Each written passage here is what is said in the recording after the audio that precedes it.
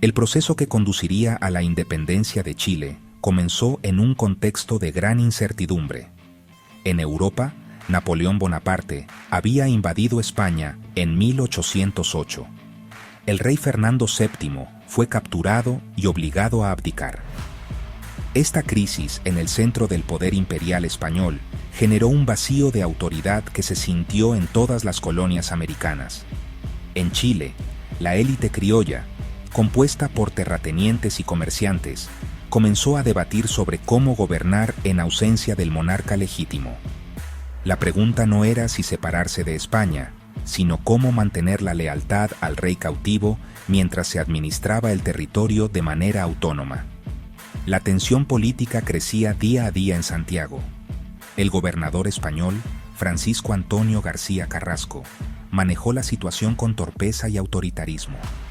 Sus acciones represivas y su falta de habilidad política aumentaron el descontento entre los criollos. Finalmente, la presión se hizo insostenible y fue forzado a renunciar en julio de 1810.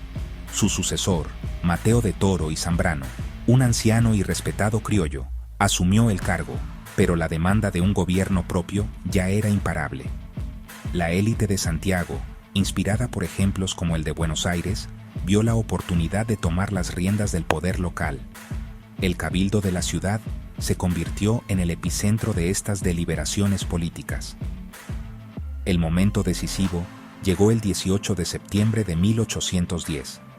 Ese día se convocó a un cabildo abierto en Santiago. Mateo de Toro y Zambrano, con un gesto simbólico, renunció a su cargo de gobernador y depositó su bastón de mando sobre la mesa. Los asistentes aclamaron la formación de una junta de gobierno. Así nació la primera Junta Nacional de Gobierno de Chile. Es fundamental entender que este acto no fue una declaración de independencia. La Junta juró gobernar en nombre del rey Fernando VII, protegiendo sus dominios de la amenaza napoleónica.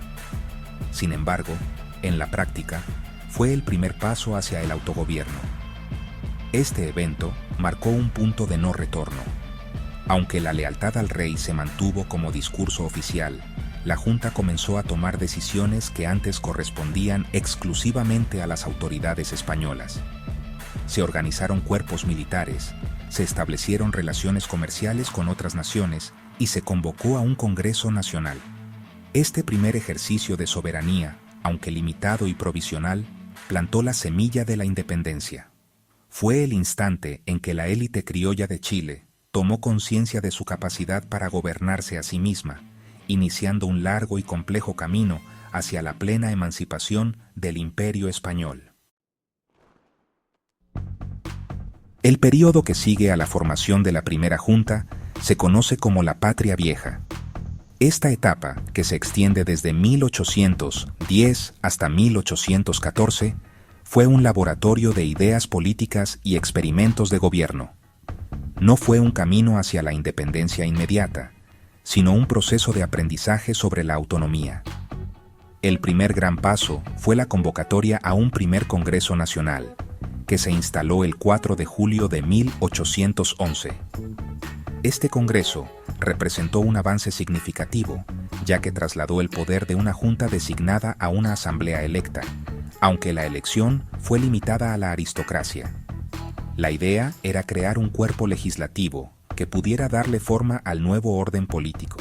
Dentro del Congreso Nacional pronto se manifestaron tres posturas políticas distintas. Por un lado estaban los realistas, que defendían la lealtad incondicional al rey y veían el autogobierno como una medida temporal hasta que se restaurara la monarquía. En el otro extremo se encontraban los exaltados o patriotas radicales, quienes, aunque eran una minoría, abogaban abiertamente por la independencia total de España. Entre estos dos polos se situaban los moderados, el grupo más numeroso. Ellos buscaban mayores grados de autonomía para Chile dentro del marco del Imperio español, sin romper definitivamente los lazos con la corona.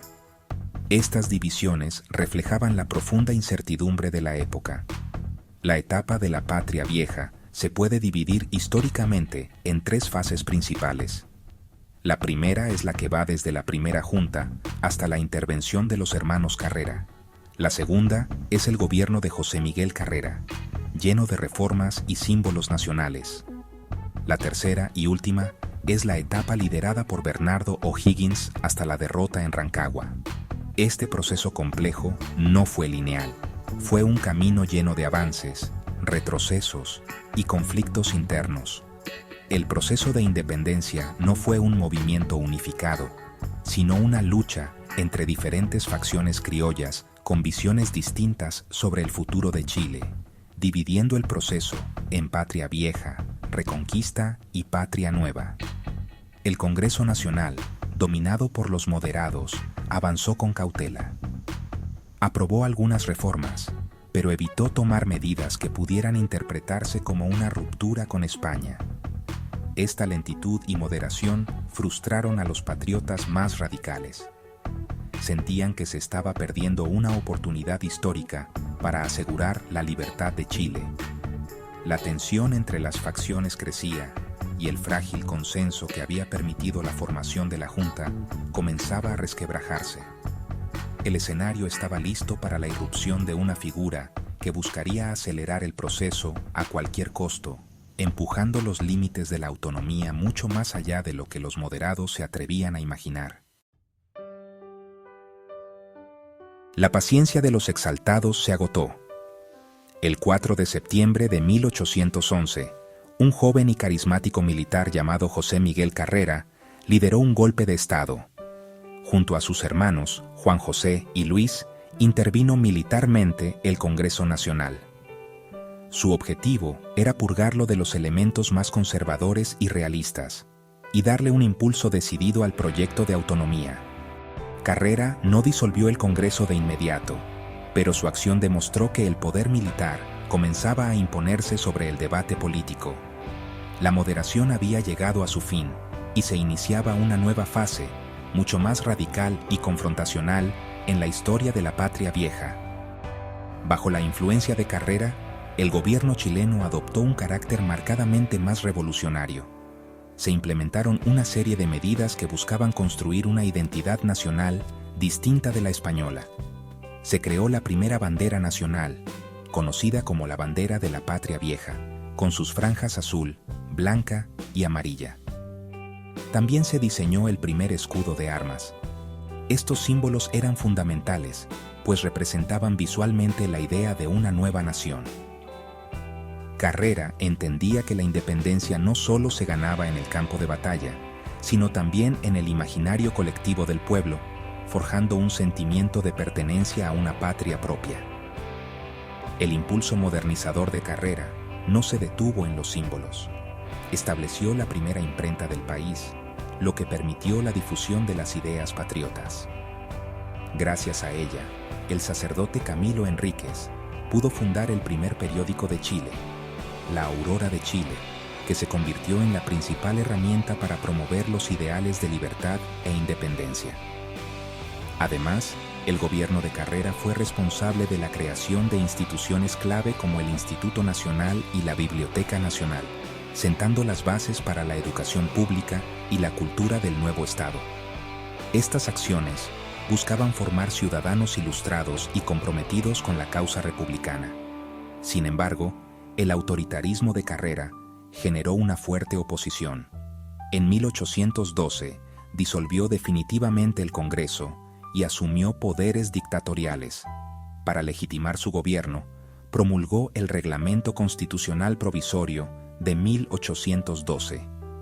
Este documento, aunque declaraba lealtad a Fernando VII, establecía en su artículo 5 que ninguna orden proveniente de fuera del territorio de Chile tendría efecto, lo que en la práctica era una declaración de independencia encubierta.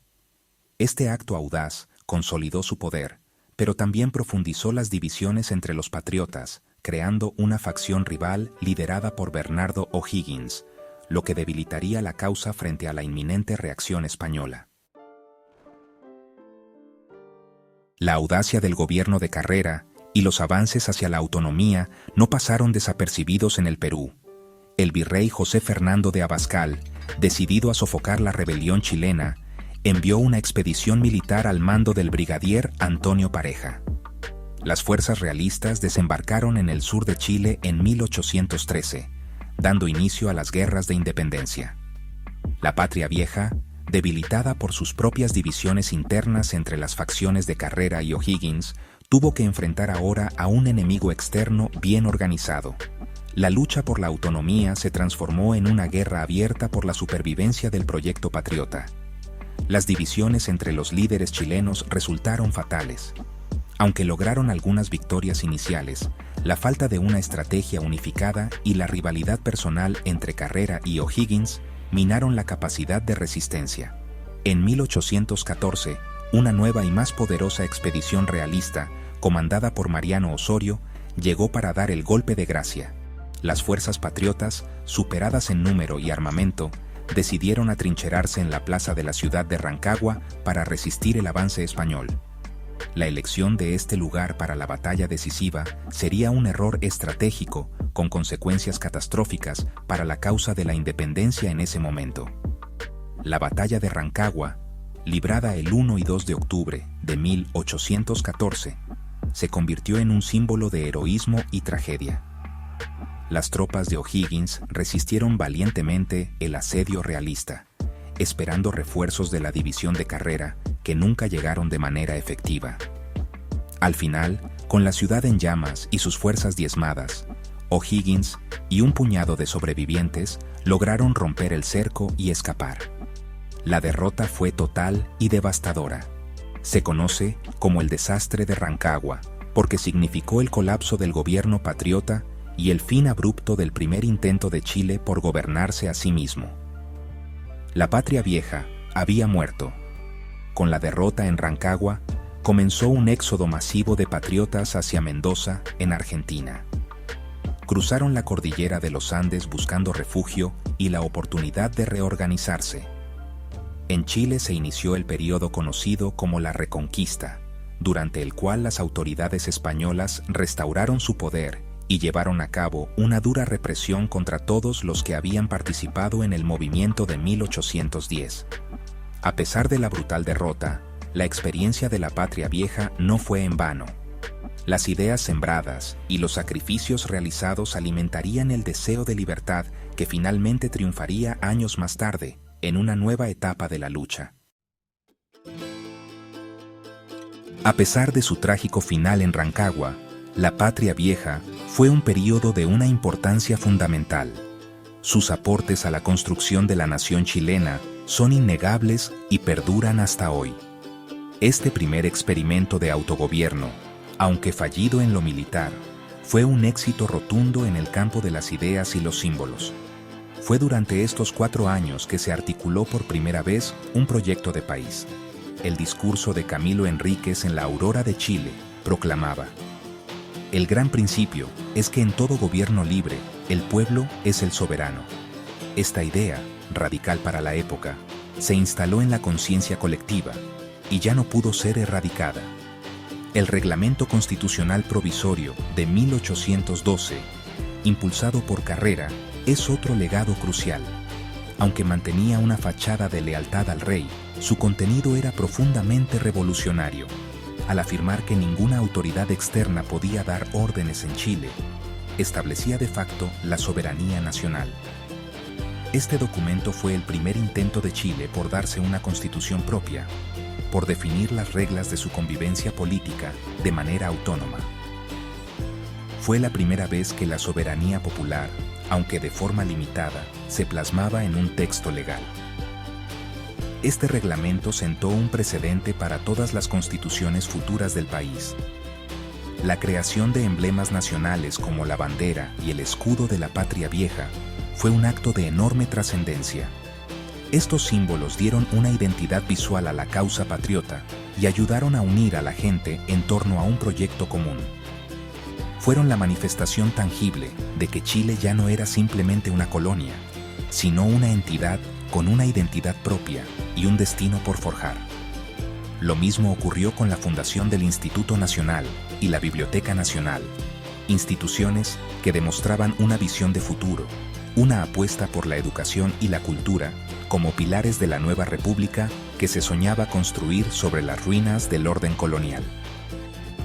En última instancia, la Patria Vieja Fue una escuela de formación política y militar para toda una generación de líderes. Fue un ensayo general, con todos sus errores y aciertos, que preparó el terreno para la victoria final. Sin la experiencia acumulada durante estos años, sin los símbolos creados, sin las instituciones fundadas y sin el sacrificio de sus héroes, la independencia definitiva, lograda en la etapa de la Patria Nueva, no habría sido posible. La derrota en Rancagua no fue el fin, sino el fin del principio. Fue la lección dolorosa pero necesaria que demostró que la libertad debía ganarse con unidad, estrategia y una voluntad inquebrantable.